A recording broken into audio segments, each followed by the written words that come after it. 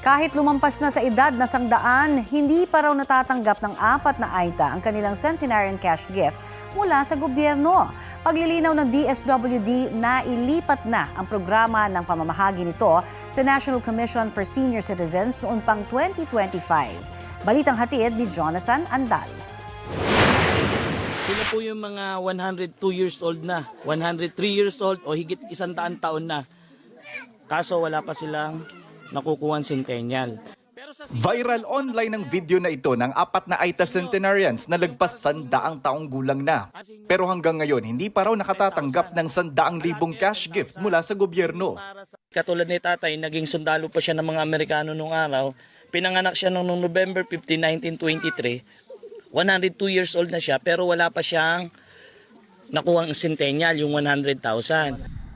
Sa ilalim ng RA number 11982 o Expanded Centenarians Act, lahat ng senior citizens makatatanggap ng 100,000 pesos kapag tumuntong sa 100 taong gulang.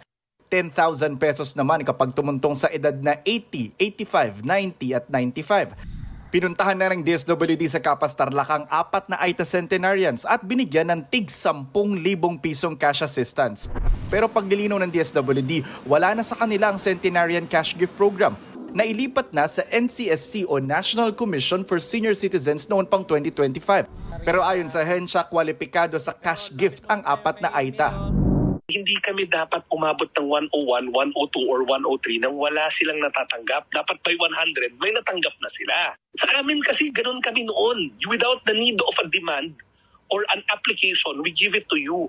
But sa NCSC, binago nila.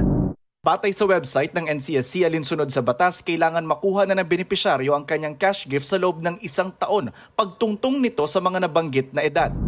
Sabi ng NCSC sa isang pahayag, pinoproseso na nila ang pamamahagi ng tig 100,000 piso sa 4 na AITA kahit wala pa silang natatanggap na aplikasyon mula sa mga ito. Hindi raw nabigyan ang mga ito noong 2024 kasunod ng paglipat ng programa mula DSWD papuntang NCSC noong 2025. Jonathan Andal, nagbabalita para sa GMA Integrated News.